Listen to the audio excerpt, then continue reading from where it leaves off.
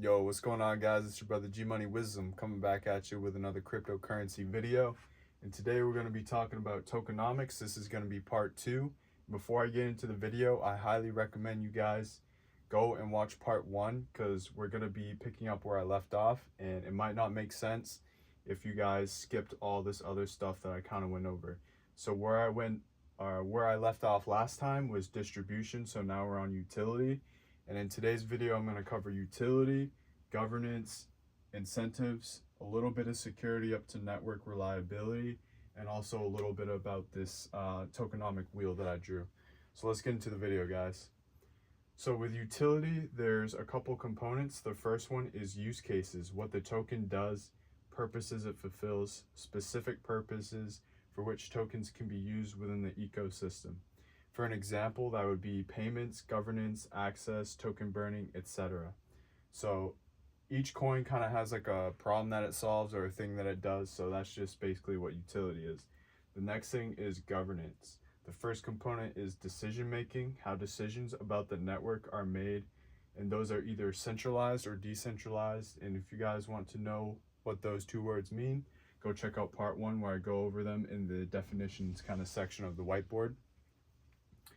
So with that being explained, we're going on to component number two, which is token voting, which is a mechanism where token holders can vote on proposals to upgrade the network / make changes, etc. So basically, if you hold any of the crypto or any of the tokens that the crypto has, because some cryptos have multiple tokens on the blockchain.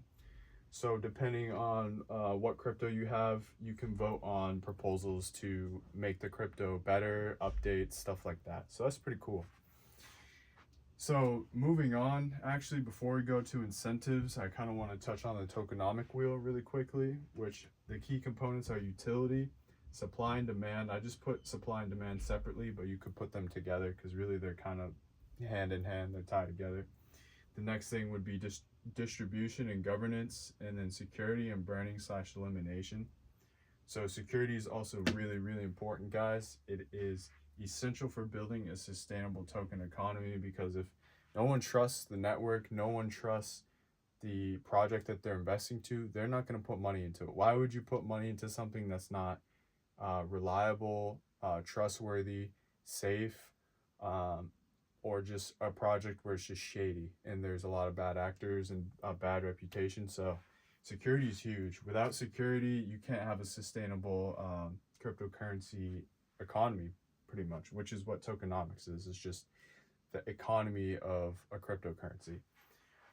So with incentives, we got a couple of components as well. The first one being rewards, how token holders are rewarded for participating in the network by like staking and stuff like that. So like staking, I can make a video on that, guys, if you want, but very briefly, it's when you put up some of your crypto and lock it in like a pool for a certain amount of time, so you can't withdraw the money, but you're earning interest on it. Basically, they're paying you to put your crypto up so they can use it for different projects and stuff like that. And in return, you gain interest on it, but you can't basically withdraw it until the staking time that has been allotted is up. So that could be from 3 months, 6 months, a year, stuff like that. So with security, like I said, it's essential for building a sustainable token economy. And actually, I think I just skipped ahead past incentives, so my apologies. We're talking about incentives. So the first thing would be rewards, how token holders are rewarded for participating in the network, and then penalties is consequences for violating network rules. So you gotta have penalties, otherwise people won't be incentivized or encouraged to do the right thing.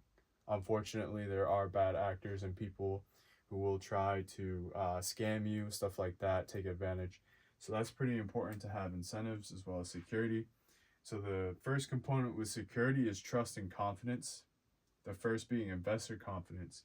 If a token's security is compromised, investors lose trust, leading to a decline in value, which is common sense. Like, why would you invest in something that you have no trust in?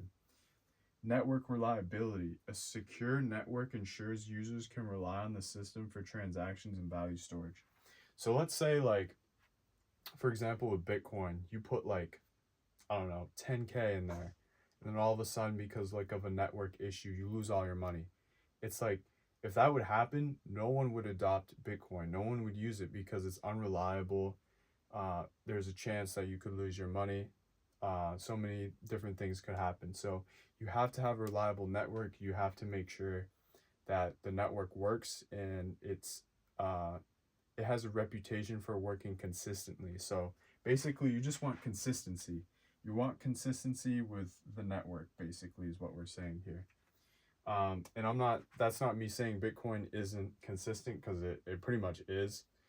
It's been around for the longest. It has a proven track record. So Bitcoin is consistent. That was just an example I was throwing out. So that's going to be the end of part 2, guys. I hope that made sense. We went over utility, governance, the tokenomic wheel, incentives, and a little bit of security up to network reliability. So I hope this helped, and it helped you gain a better understanding of tokenomics and kind of how it works in some of these definitions and things we were talking about. If you guys have any questions, comments, or concerns, please leave them down in the comment section below, and I'll do my best to address them. I hope you guys enjoyed this video, and I look forward to seeing you in part 3. Peace.